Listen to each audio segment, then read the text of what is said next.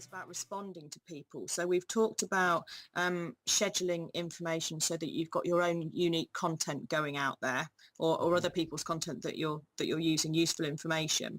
We've talked about engaging with people, so being proactive and finding people to connect with and people that you can help with things. And then this is about responding to people who've sent you messages, and this can be on any of the platforms. This example is to do with British Airways and their customer service.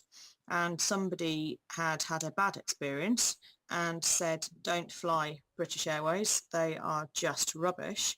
And he paid to promote this tweet. Okay, this is the power of the people here.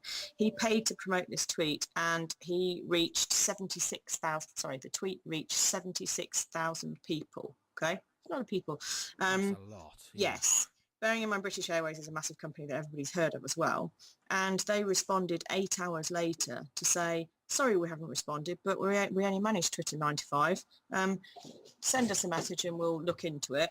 Brilliant. And he had absolutely every right to respond and say, how does a $1 billion corporation only have 95 social media for a business that operates 24/7? DM me yourselves. Oh, my life. It's just appalling. So there's the public perception of what you're doing online. Everyone will watch everything. And if you're going to be there and you're going to have these accounts and you're going to say, right, I'm publicly available, then make sure you are. Make sure you respond to people within a reasonable time frame. Don't leave it. Just don't leave it like that, because it will only damage your reputation. Yeah, it's appalling, isn't it? And try and respond in the right way. I mean, sometimes. Yeah. Here's the thing. I mean, there's something that somebody said to me a couple of weeks back. Actually, if you get a negative comment on, say, Facebook, so you've got your own driving school page, and you've got. I mean, I'll give you an example. I paid for a first-time pass to be promoted, so boost the post. Yeah. And it was congratulations. Susie Smith, whatever her name was, and passing your driving test first time, well done. And some smart aleck came back and went, woohoo, people do that every day. To which I responded, she hasn't. And I just left it at that. She's never done it before. That's it's a big deal. And actually he messaged me and went, good comeback like that. He was obviously looking for something as if to sort of like try and run it down. Someone just kind of trolling you a bit, really. Yeah. If you start getting that, what should you do? Should you delete the comment, or should you respond to it, or it depends. If it's out and out spam, then yes, then you can delete it. But if it's someone actually saying something, then you need to respond to it the way you would respond to it if they said it to your face, or if they phoned you and said it or emailed you.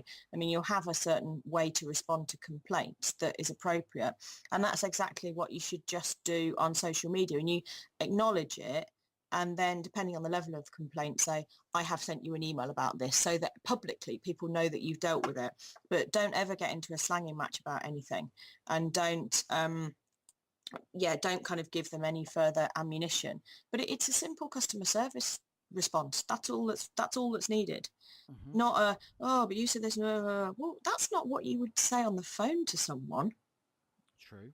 So it's just the same. It's absolutely just the same. I think what happens is that because it's so quick and easy to talk to people, and the kind of normal social barriers and boundaries of etiquette don't exist online, that people forget that it's still a professional networking portal, essentially, certainly in the context that we're talking about it. Yeah. And so should just be treated as such. Quite right. But don't just go around deleting things, because that will add fuel to the fire. So we've got 6 fantastic top tips already. I'm loving it, really am. Where can people find you, Lib? I mean, I know one place they're going to find you, but I'll come on to that in a second. But where can people find you? Where can people sort of like follow you and find out a little bit more about your company? Okay. Well, I've got something that I'd like to offer to all of your listeners on your podcast, which is a free 15-minute video that will talk them through the 4 main social media platforms. So it's Facebook, Twitter, Pinterest and LinkedIn, and go through the things that you need to think about when you're setting up your account. And people might say, oh, I've already got my account. Yeah, but there may be some fundamentals that are actually missing that are going to make a difference. Things such as keywords or additional bits of information or positioning of icons or whatever.